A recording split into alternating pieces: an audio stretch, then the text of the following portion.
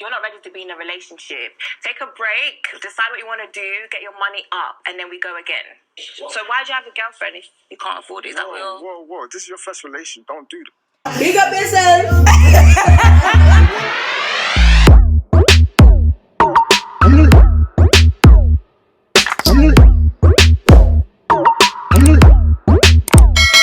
Hi guys, welcome back to another video. Thank you so much for tuning in.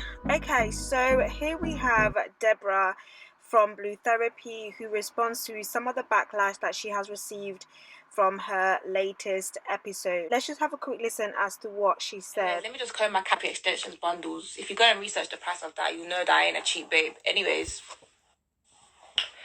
what was I gonna say? What I was gonna say is that I finally had the chance to kind of like go through some of the stuff that's been going around on social media about the things that I've said in regards to Blue Therapy.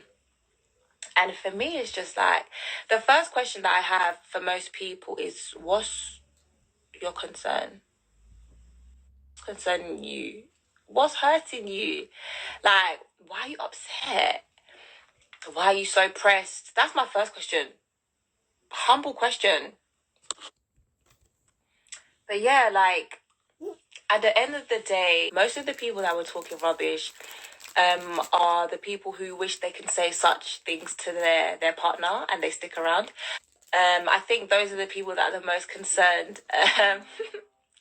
Or maybe, I don't know, like, I don't understand. Like, for me, I just don't really understand, like, why people are so pressed. But that's besides the point. I think at the end of the day, you know, I'm not asking for a man to look after me because I can't look after myself. It's because I could look after myself that I'm demanding that my man does look after me 100%. I'm not gonna. So I should now leave my parents' house and be suffering for what? No, for what? Like, somebody ask me. No, for what? Honestly, I should leave my parents' house and be suffering. There's a standard, and I've set that standard. And at the end of the day, this was made known and it was clear from the start.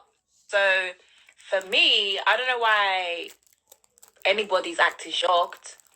And, you know, in asking me what I bring to the table, that was very, very shocking. And yes, it definitely is a real thing to say because Jamel and I both full well know what I bring to the table. I don't have to explain myself to you people. I'm not gonna lie. Like, did you guys not find me on social media? You went to go and find me. Go and do your research. Like, I'm not being funny. Ugh.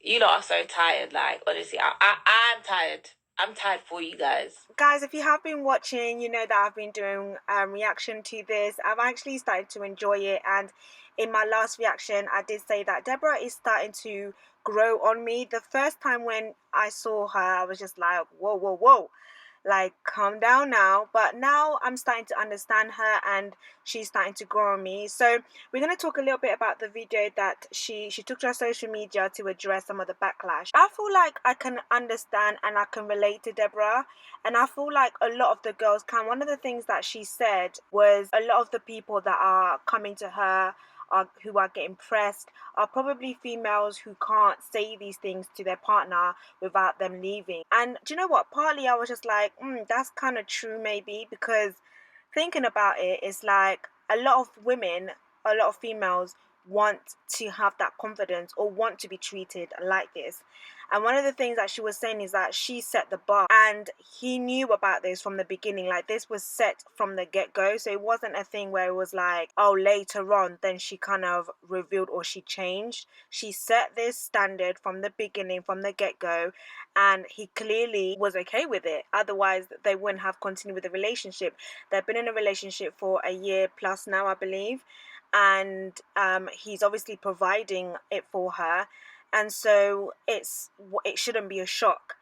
And also, it's just one of them things where it's like, this is her standard, this is what she desires, and a lot of it comes from her upbringing, a lot of it comes from the way that she's been treated. And one thing that she also mentioned was that the reason why she demands such a hard treatment is because she can provide that for herself. And I think that's really, really key, because the question was posed to her, what do you bring to the table?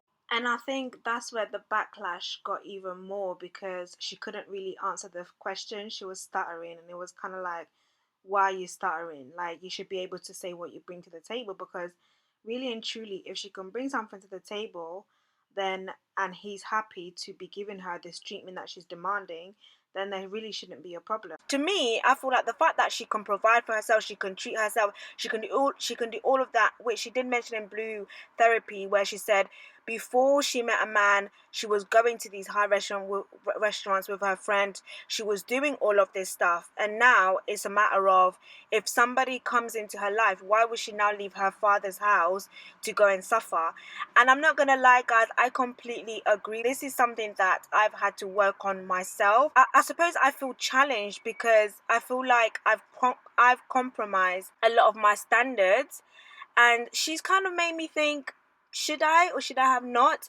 Now, bearing in mind that we're talking about a high value woman, a woman who can provide for herself financially, she can do all of that. So it's not like she's a bum and she's met a guy and she's expecting him to do all of that for her. No, she can do that for herself. And before anybody wants to come and say Deborah is not a high value woman, I was speaking in general, but please let me know in the comment section, what would you define a high value woman to be? The thing with women like Deborah meeting a low standard guy, for example, is what can you do for her that she can't do for herself? And if you can't do anything more than she can do for herself, then I feel like that's when that disrespect starts coming in, and that's when issue starts coming in the relationship. It's important that men who approach women like Deborah are also in a position where they can give even more than she can give to herself.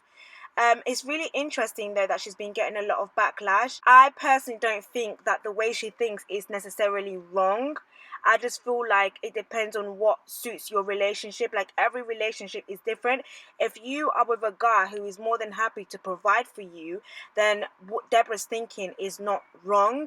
I feel like where she's slightly tipping over is the fact that he is trying to build a future for them, and it's just one of them things where it's like, would you rather he's giving you that lifestyle, paying for you, giving you Birkin bag, giving you Chanel, giving you all of this luxuriness, and then you don't have a future? Or are you happy to tone it down a little bit and then know that he's building a great future for you, which he's not even asking you to contribute to, by the way? He's building a house in Ghana.